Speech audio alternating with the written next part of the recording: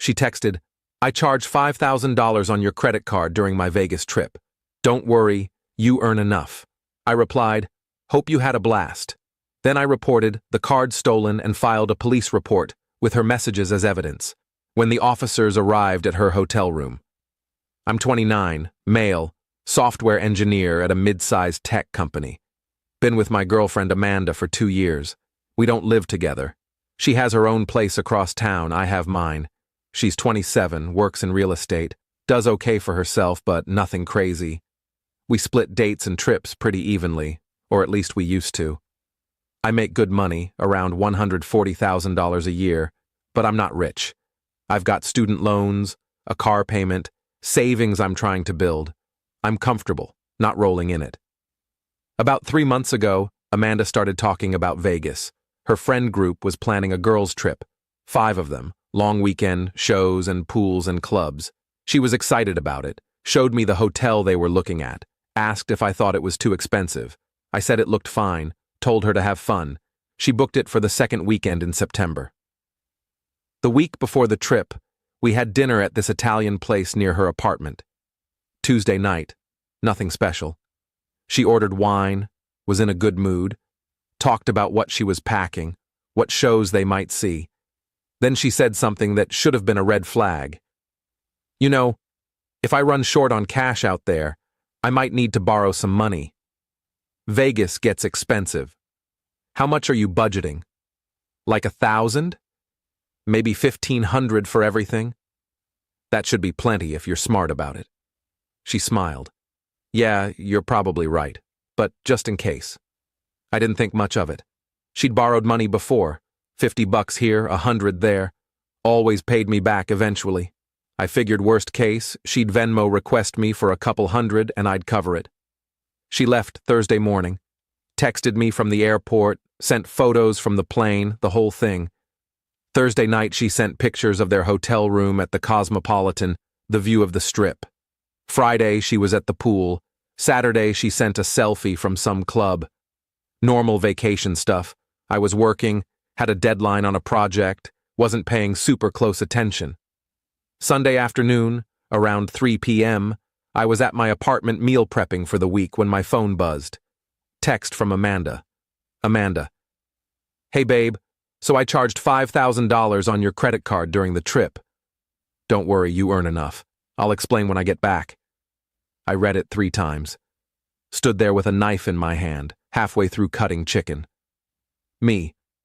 "What are you talking about? You don't have my credit card." Amanda.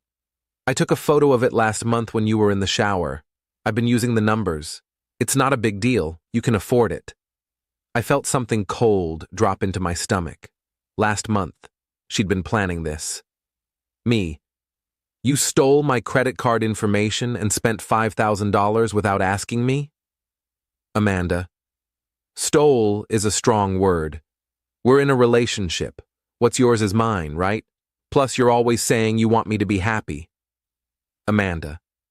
"I got bottles at the club, bought some designer stuff, upgraded our room.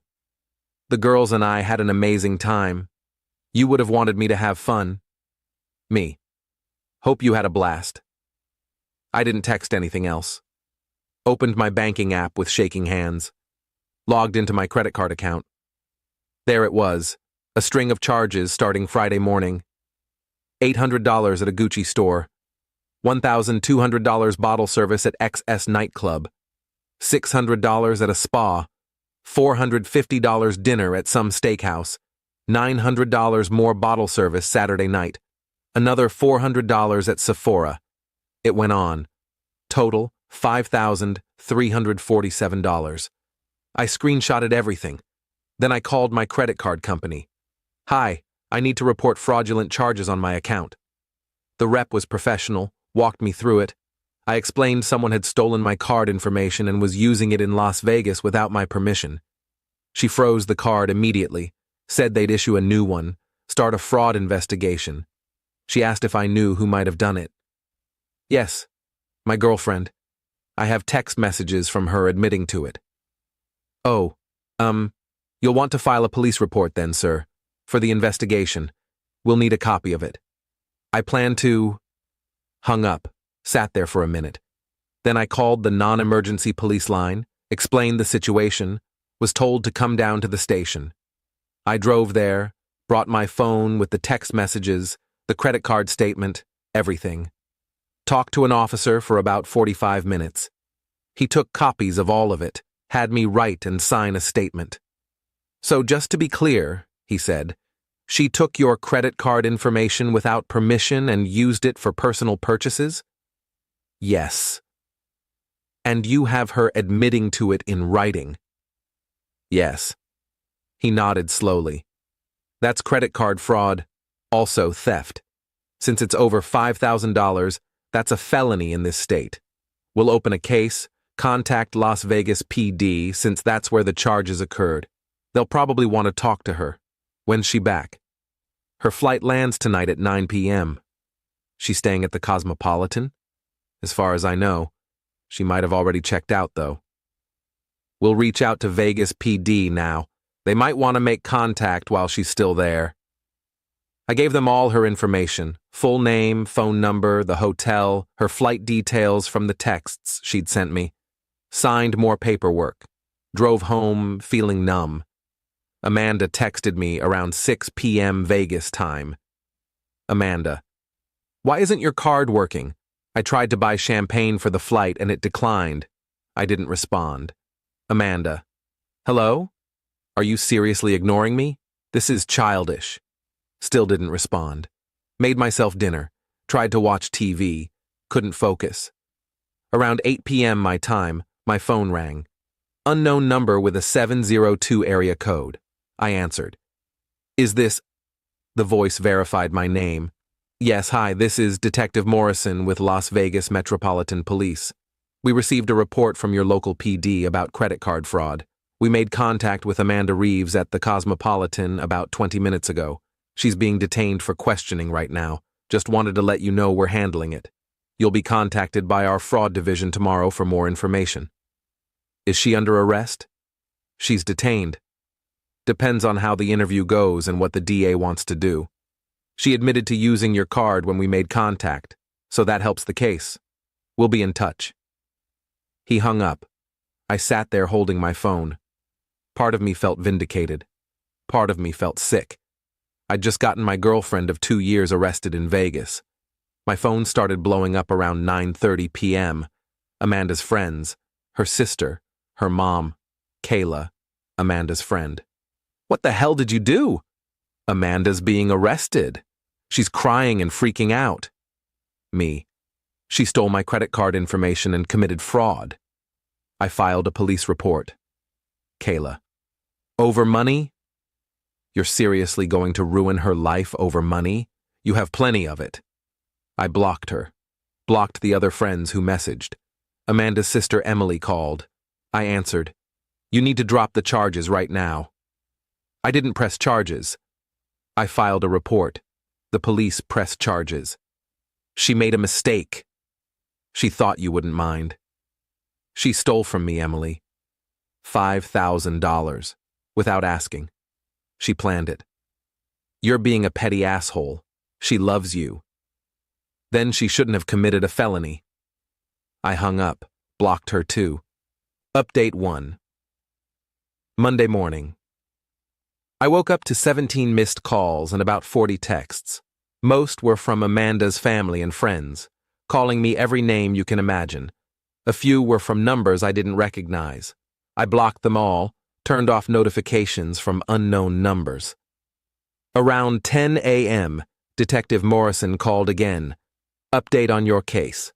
Amanda Reeves was arrested last night, charged with felony credit card fraud and theft. She posted bail this morning, $10,000 bond. She paid the $1,000 to a bail bondsman. She made her flight back to your city. She's due in court here in Vegas in 3 weeks for arraignment. The DA's office will be in touch with you. Your credit card company will probably contact you too about their investigation. What happens now? She'll need to get a lawyer. If she's convicted, she's looking at anywhere from probation to a few years, depending on her record, and if she takes a plea. The DA here doesn't mess around with tourist fraud. It's bad for the city's reputation. They'll likely push for restitution at minimum. Okay, thank you. One more thing. She's probably going to contact you. Don't talk to her about the case. Anything you say could complicate things. If she threatens you or tries to coerce you into dropping it, document it and call us. I promised I would. Went to work, tried to focus. Couldn't really. Around lunch, my phone rang. Amanda. I didn't answer. She called 6 more times, left voicemails. First voicemail crying, "Please pick up. Please, I'm so sorry. I made a huge mistake. I need you to call the police and tell them it was a misunderstanding, please." Second voicemail, angry. "You're really going to let me go to jail? Over money? After everything we've been through? This is insane." Third voicemail, bargaining. "I'll pay you back. Every cent. I'll get a payment plan. Just please drop this. Please." I saved all of them, didn't respond. Tuesday, my credit card company called. They were reversing all the charges, the fraud investigation found in my favor. They'd already issued my new card. The $5,347 would be credited back within 3 business days. Wednesday, Amanda showed up at my apartment. I was home, saw her car pull up through the window. She knocked. I didn't answer. She knocked harder. "I know you're in there. Your car's here. Please, we need to talk." I stayed quiet. She stood there for 10 minutes, knocking periodically, then left. Update 2. Week 2. Amanda's lawyer contacted me, left a voicemail asking if I'd be willing to have a conversation about resolving this matter outside of court. I called Detective Morrison, asked what I should do. "You're not obligated to talk to her lawyer. If you do, make sure you know they're working for her, not you. They'll try to get you to sign something saying it was a misunderstanding or you gave permission. Don't sign anything without talking to the DA first." I didn't call the lawyer back. Amanda's mom showed up at my workplace, somehow found out where I worked, came to the lobby, asked the receptionist for me. Security called me, asked if I wanted to come down. I said no, tell her I'm not available. She apparently caused a scene, said I was ruining her daughter's life, that I should be ashamed. Security escorted her out. I filed a report with HR, explained the situation. They were understanding, said if anyone else showed up, they'd handle it. The texts kept coming from new numbers. Friends of friends, people I barely knew, all telling me I was horrible, that I should drop it, that Amanda made a mistake and didn't deserve this. I stopped reading them. Update 3. Week 3. The DA in Las Vegas called me, asked me to confirm the details, asked if I'd be willing to testify if it went to trial. I said yes. She said they were offering Amanda a plea deal, plead guilty to a reduced charge, pay full restitution plus fees, 3 years probation, community service. If Amanda didn't take it, they'd go to trial on the felony charges. "Most people take the plea," she said. "Trial's risky and expensive, but I wanted you to know what we're offering so you're not surprised." Amanda's arraignment happened. I wasn't there, but the DA emailed me after. Amanda pled not guilty. Trial was set for January. Her lawyer was apparently pushing for dismissal, claiming I'd given her permission to use the card. The DA said that wouldn't work given the text messages, but they'd see. Around this time, mutual friends started reaching out. People I actually liked, who I thought were reasonable. My friend Chris. "Hey man, I heard about what happened with Amanda. That's rough, just wanted to check in." Me. "I'm fine. Thanks for asking." Chris. "For what it's worth, I think you did the right thing." What she did was insane. That actually helped. Made me feel less crazy. Update 4. Early October. Amanda's lawyer reached out again, this time via email. Said Amanda wanted to apologize in person, no lawyers, no pressure, just talk. I forwarded it to Detective Morrison. He said it was probably a bad idea, could be seen as witness tampering or coercion. I declined through the DA's office. A few days later, I found out through Chris that Amanda had been fired from her real estate job. Apparently, her brokerage found out about the charges and let her go. something about ethics violations and not wanting the liability. She'd posted on social media about how her life was falling apart, how one mistake had cost her everything. I felt bad for about 5 minutes. Then I remembered she'd stolen $5,000 from me and showed zero remorse until she got caught. Mid-October, the DA called again. Amanda had accepted the plea deal. She'd plead guilty to misdemeanor fraud, pay $5,347 restitution to me, $2,000 in court fees and fines, 3 years probation, 200 hours community service. No jail time, but a criminal record. Sentencing was in 2 weeks. She'll have to pay you back in monthly installments if she can't do it all at once, the DA explained. We'll set up a payment plan through the court. You'll get your money. Okay. You don't have to be at sentencing if you don't want to be. You can submit a victim impact statement in writing if you'd like. I thought about it. Wrote a 1-page statement about how her actions violated my trust, cost me time and stress, and showed a fundamental lack of respect. Kept it factual, not emotional. Submitted it. Final update. It's been 2 months since sentencing. Amanda was officially convicted, put on probation. She's supposed to pay me $300 a month for 18 months to cover the restitution. I've gotten 2 payments so far, both exactly on time, sent through the court system. I don't have any contact with her. She moved back in with her parents. I heard through mutual friends she's working at a restaurant now, trying to save money, struggling to find another real estate job with the conviction on her record. Her friends have mostly stopped harassing me, though I'm still blocked by about 15 people on social media. I started seeing someone new a few weeks ago, met her at a coffee shop, we hit it off. I told her about the situation on our 3rd date, figured she should know. She said, "Good. That means you have boundaries. We're taking it slow." My credit score didn't take a hit since the charges were reversed quickly. The whole thing is basically over except for waiting for the rest of the restitution payments. Sometimes I wonder if I overreacted. Then I remember she stole my credit card information, spent over $5,000, told me I made enough money so it didn't matter, and showed zero remorse until police got involved. And I stopped wondering.